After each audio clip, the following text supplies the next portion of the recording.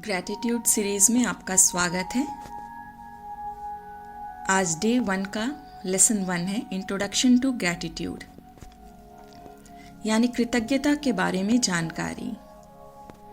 मेरा नाम शुचि कालरा है और यू मैटर टीम की तरफ से मैं आज आपसे इसी विषय पर बात करने वाली हूँ। एक चाइनीज प्रोवर्ब है जो इस विषय को बहुत खूबसूरती से स्पष्ट करता है कि when you drink water from the stream, remember the spring। यानी आप जब भी किसी माध्यम से पानी पी रहे हैं, चाहे वो जल हो या जलधारा, तो आप उसके स्रोत यानी सोर्स को धन्यवाद दें, उसके प्रति कृतज्ञ हों। कृतज्ञता यही है।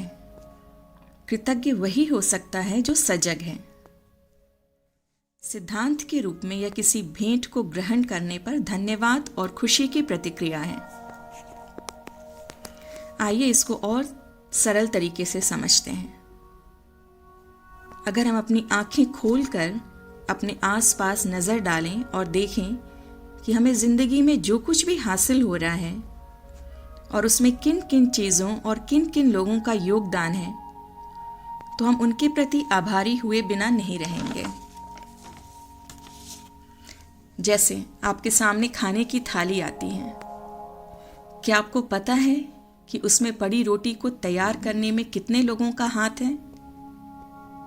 बीज बोने और फसल तैयार करने वाले किसान से लेकर अनाज बेचने वाले और फिर उसे खरीदने वाले दुकानदार, और फिर उस दुकान से लेकर रोटी बनाने वाले तक न जाने कितने लोगों का हाथ है। यानी एक बनी बनाई रोटी के पीछे कितने लोगों की मेहनत है।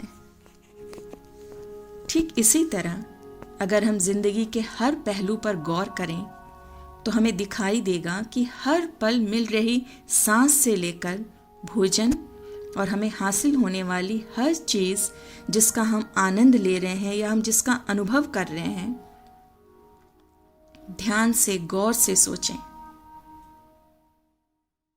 कि अगर एक प्रक्रिया की पूरी कड़ी में उससे जुड़े लोगों ने अगर अपना काम नहीं किया होता, तो हम चाहे जितना भी पैसे खर्च कर लेते, हमें वह सब नहीं मिलता जो हमें अभी मिल रहा है। अगर आप यह सब महसूस कर सकते हैं तो आप पाएंगे कि कृतज्ञता महसूस करने के लिए कोई नजरिया विकसित करने की जरूरत नहीं है। अपनी इस भावना के लिए बस आपका खुश होना और उस चीज की सराहना करना जरूरी है। ये कोई नजरिया या सोच नहीं है, ये तो बस एक झरने की तरह अपने आप फूट पड़ता है जब आप कुछ मिलने पर खुशी से भर जाते हैं।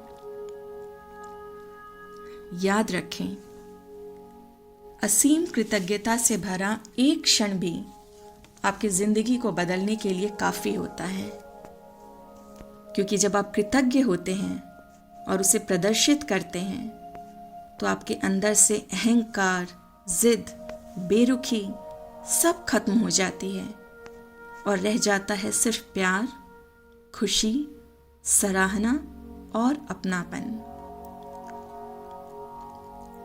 हमारी जिंदगी में जितनी भी चीजें फिलहाल मौजूद हैं, सभी लोगों को जीवित और सुरक्षित करने के लिए सब आपस में मिलकर काम कर रही हैं। अगर आप ये समझकर बिंदास जिंदगी जी रहे हैं कि आप अपने आप में या अपने अहम में डूबे हैं, या आप ये सोच रहे हैं कि आप ये सब कुछ अपने दम पर हासिल कर रहे हैं, तो आप जीवन की संपूर्ण प्रक्रिया से चूक रहे हैं।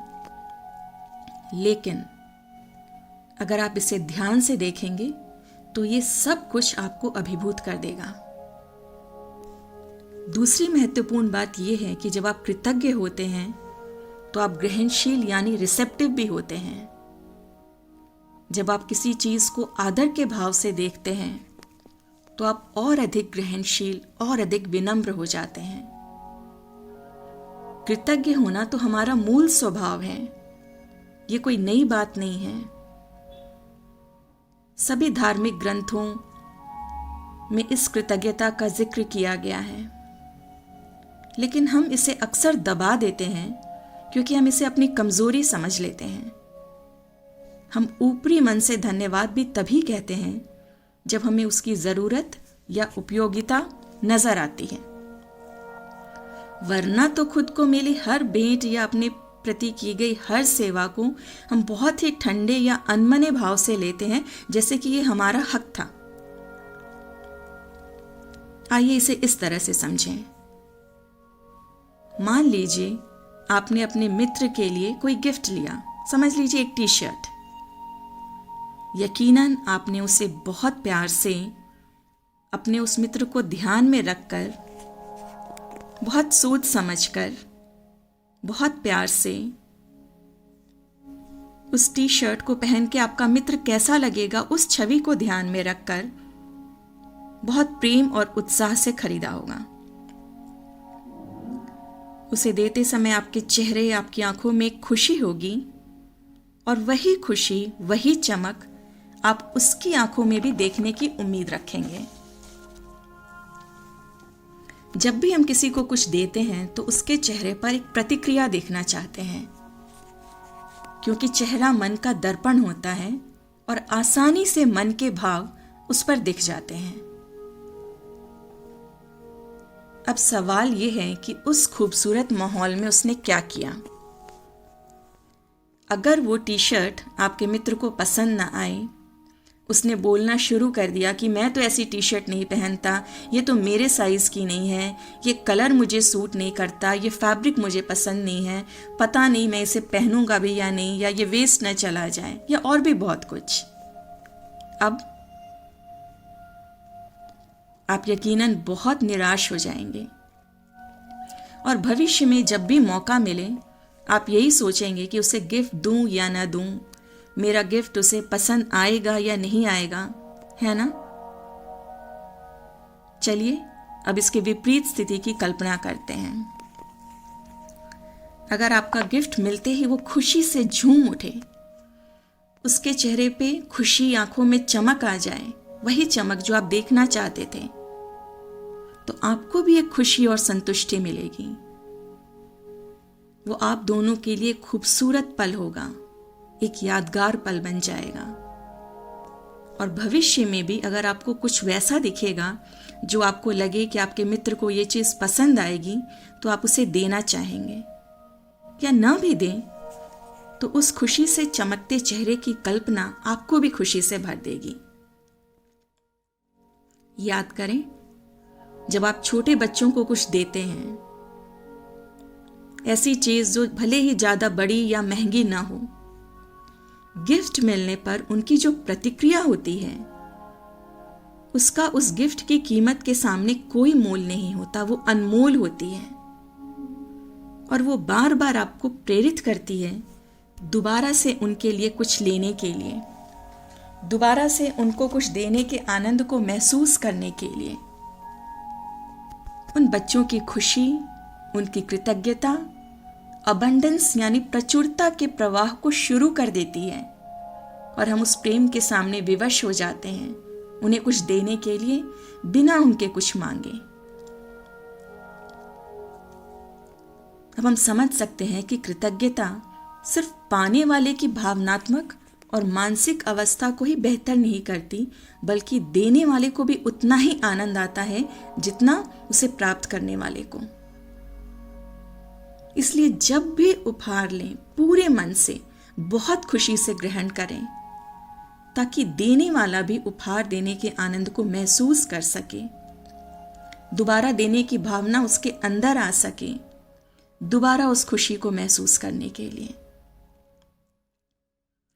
यह हमारा दुर्भाग्य ही होगा कि हम इतने नीरस हो चुके हैं, इतने बेरुखे हो चुके हैं कि कोई भेंट अभी हमें उत्साहित नहीं करती, हमारे मन में आनंद, हर्ष या उल्लास पैदा ही नहीं होता।